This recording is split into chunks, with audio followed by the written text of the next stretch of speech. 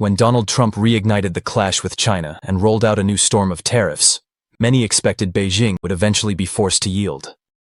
China, after all, sends close to $600 billion worth of goods to the US each year, about 15% of everything it sells abroad. On the surface, the relationship looked one-sided, and if America suddenly stepped back, it seemed like China would face a devastating blow. That was the popular assumption. But instead of folding, China struck back immediately, matching tariffs punch for punch, halting the shipment of crucial resources, and blacklisting American firms. The signal was crystal clear. Beijing wasn't intimidated. This bold response left many in the West scratching their heads. How could a country that appeared so tied to American buyers shrug off such pressure? The answer was hidden in years of preparation. While global headlines focused on trade spats and diplomatic disputes, China was steadily rebuilding its economy with survival and leadership in mind. Unlike Western nations, which often emphasize quick consumption, China poured nearly 40% of its GDP into infrastructure, advanced technology, and manufacturing power, nearly twice the pace of any other major nation. This wasn't just economic tinkering, it was a calculated transformation. Companies once seen as low-cost imitators rose into world leaders. BYD surpassed Tesla as the largest electric car maker. TikTok from ByteDance reshaped digital culture and exploded into one of the fastest-growing platforms globally. Across industries, Chinese brands stopped playing second fiddle, moving up the global ladder and making products not only for export, but also for their own massive domestic market. China wasn't simply trying to withstand American pressure, it was preparing to operate without it. Still, contradictions run deep. Alongside sleek high-speed trains, enormous factories, and progress in artificial intelligence, quantum science, and green energy, China faces painful internal problems. A collapsing property sector has left millions with half-built homes, the population is aging and shrinking, youth unemployment is climbing, and growth has slowed sharply from its earlier breakneck pace. Yet construction continues, factories hum, and the state keeps investing billions in core sectors. China today is both shaky and unshakable, struggling yet surging forward. For much of the last 4 decades, the picture was simpler. China's rise was built on becoming the world's workshop, powered by Western investment and endless consumer demand. Since the late 1970s, Beijing offered cheap labor, massive scale, and a government determined to industrialize. US firms rushed in, relocating factories and tying China into global supply chains. China produced, America consumed. From the 1990s through the 2000s, China's economy grew at astonishing rates, often close to 10% annually, becoming the world's growth engine. But that momentum was deeply dependent on exports, especially to the United States. By 2010, China was already the second largest economy on Earth. In cities like Shenzhen, once filled with knockoff factories, companies were now producing advanced gadgets faster and cheaper than many US rivals. Chinese firms innovated rapidly, building ecosystems that supported domestic champions. Meanwhile, America lost more than 3 million factory jobs between 2001 and 2017, many shifted to China. Washington grew furious, accusing Beijing of unfair subsidies, market barriers, theft of intellectual property, and forced technology transfers. By the 2016 election, being tough on China wasn't a fringe stance anymore. It was mainstream politics. Trump rode that anger, promising to crack down. Once in office, he slapped tariffs and hundreds of billions of dollars in Chinese imports. The plan was straightforward: make Chinese goods pricier and force production back to the US. But the clash quickly escalated beyond trade. It turned into a fight for technological dominance. The US blacklisted Huawei, cut off chip supplies, and restricted access to key technologies. Under Biden, the language softened, but the strategy stayed. Tariffs remained, restrictions expanded, and the economic split widened. When Trump returned in 2025, the confrontation reignited with even harsher tariffs, some as high as 100%, on electric vehicles, solar gear, and batteries. Beijing responded instantly, banning rare earth exports and punishing American firms. This time, though, China was ready. For years, it had been laying the groundwork under a doctrine called dual circulation. More than a policy, it was a survival plan.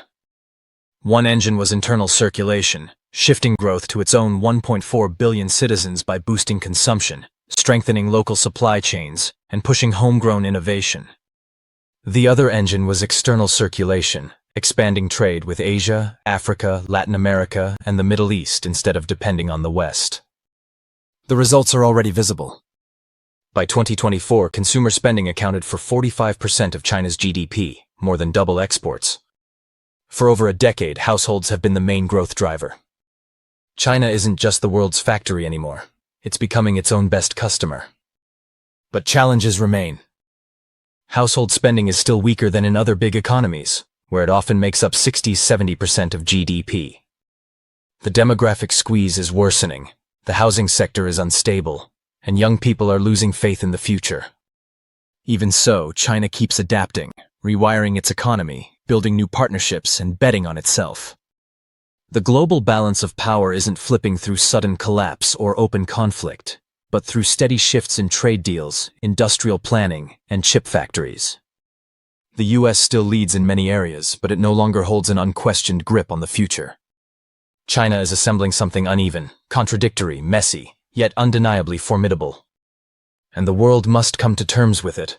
The age of absolute American economic dominance is fading, and China is carving out its own path. Beijing has tried to ignite consumer demand through cheap loans and trade-in incentives, but the outcome has been underwhelming. Most households continue to stash money away instead of spending it, a choice shaped by long-standing structural realities. Despite calling itself a socialist nation, China provides some of the thinnest social protections in the modern world. Less than 1% of its GDP goes toward unemployment aid, pensions, or emergency welfare, meaning that in times of job loss, sickness, or retirement, families are left to fend for themselves. The anxiety only grows under a worsening property crisis. Real estate prices have been sliding since 2019, falling another 4.5% in the past year, convincing many families that protecting their savings is the only safe option. On top of this, China is undergoing a dramatic demographic reversal. Birth rates have collapsed to the point where deaths now exceed births. With a population growing older and a labor force shrinking, the burden on every household to save for education, health, and elder care has only intensified. This is why, although domestic consumption is climbing, it still hasn't become the heart of China's economy. Factories, exports, and massive state-driven investment continue to dominate. The government's dual circulation strategy reflects this slow pivot. It isn't about sealing China off from the outside world. It's about making the system tough enough to withstand shocks, even if American shoppers stop buying or the West escalates sanctions. The idea is resilience, not retreat. In practice, this has meant quietly redrawing China's trade routes away from dependence on Washington and Brussels. At the start of the millennium, more than 1/5 of Chinese exports were bound for the US. By 2023, that share had fallen to 15%. On paper, this looks like a decline, but in reality, China's overall exports grew. The goods simply found new buyers across Southeast Asia, Africa, South America, and the Middle East. From electronics to building materials to telecom gear, Chinese products are now entrenched throughout the global South. This transformation is no accident. It's the direct result of the Belt and Road Initiative launched in 2013. Through this project, China has poured more than $1 trillion into railways, ports, highways, power plants, and digital networks spanning over 140 countries. Where Western lenders hesitated, Beijing stepped in, embedding itself into the world's arteries of commerce.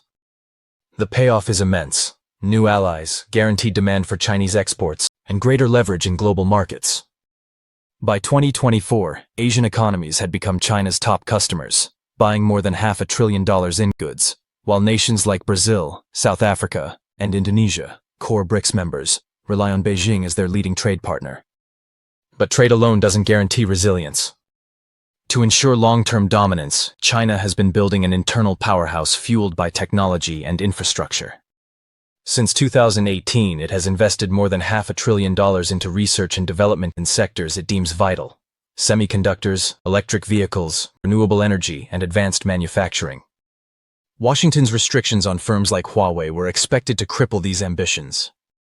Instead, in 2023, Huawei unveiled a domestically produced 7-nanometer chip, an achievement made possible by years of state-backed innovation. SMIC, China's main chip maker, is also catching up quickly, producing increasingly advanced semiconductors for everything from smartphones to military equipment. Meanwhile, in electric cars, China has already surged ahead. BYD surpassed Tesla in 2022 to become the largest EV maker in the world, and has held that position ever since. Infrastructure tells the same story. China's high-speed rail system stretches over 40,000 kilometers, more than the rest of the world combined. Its ports are among the busiest, its solar farms are expanding at unprecedented speed, and its smart cities and data centers are reshaping how its population lives and works. The scale is staggering. China now manufactures roughly 1/3 of all goods on Earth. In sector after sector, it produces more than its own population can absorb. Too much steel, too many solar panels, too many cars. In the West, this looks like a dangerous glut, but to Beijing it's a strategic weapon. By exporting the excess at low cost, China binds other nations into its supply chains. Europe leans on Chinese solar panels to power its energy transition. US automakers rely on Chinese batteries, and Asian construction firms depend on Chinese steel. Dependency becomes leverage, and greater leverage in global markets. By 2024, Asian economies had become China's top customers, buying more than $500 billion in goods, while nations like Brazil, South Africa, and Indonesia, core BRICS members, rely on Beijing as their leading trade partner. But trade alone doesn't guarantee resilience. To ensure long-term dominance, China has been building an internal powerhouse fueled by technology and infrastructure. Since 2018, it has invested more than $500 billion into research and development in sectors it deems vital: semiconductors, electric vehicles, renewable energy, and advanced manufacturing. Washington's restrictions on firms like Huawei were expected to cripple these ambitions. Instead, in 2023, Huawei unveiled a domestically produced 7-nanometer chip, an achievement made possible by years of state-backed innovation. SMIC, China's main chipmaker, is also catching up quickly, producing increasingly advanced semiconductors for everything from smartphones to military equipment. Meanwhile, in electric cars, China has already surged ahead. BYD surpassed Tesla in 2022 to become the largest EV maker in the world and has held that position ever since. Infrastructure tells the same story. China's high-speed rail system stretches over 40,000 kilometers, more than the rest of the world combined. Its ports are among the busiest, its solar farms are expanding at unprecedented speed, and its smart cities and data centers are reshaping how its population lives and works. The scale is staggering. China now manufactures roughly 1/3 of all goods on Earth. In sector after sector, it produces more than its own population can absorb. Too much steel, too many solar panels, too many cars. In the West, this looks like a dangerous glut, but to Beijing it's a strategic weapon. By exporting the excess at low cost, China binds other nations into its supply chains. Europe leans on Chinese solar panels to power its energy transition. US automakers rely on Chinese batteries, and Asian construction firms depend on Chinese steel. Dependency becomes leverage. This is made possible by China's unique system of state-directed capitalism. Unlike the West, where private capital typically drives growth, Beijing orchestrates it from the top. But this centralized control comes with mounting costs. To keep the machine running, China has leaned heavily on public borrowing, pushing national debt toward levels expected to surpass 100% of GDP by 2026. Evidence of strain is already visible: ghost cities without residents, railway stations without passengers, and factories running below capacity. These white elephant projects highlight the risks of overbuilding and cast doubt on how sustainable the model is in the long run. Still, the balance of power with the United States has already shifted. The old model, China manufactures while America consumes, is fading into history. Today, China has diversified its markets, strengthened its domestic foundations, and invested trillions into industries of the future. It no longer leans on Washington as it once did. The country still faces hurdles. Consumer spending remains weaker than in Western economies. Its chip industry trails behind the most advanced competitors, and the aftershocks of the real estate crisis continue to weigh it down. Yet Beijing shows no intention of backing off. It is steadily building a parallel economic order, more self-reliant, deeply tied to the global South, and far less exposed to American pressure. This contest is no longer just about tariffs or technology sanctions. It is about the rules of the global economy, who sets them, and who must follow them.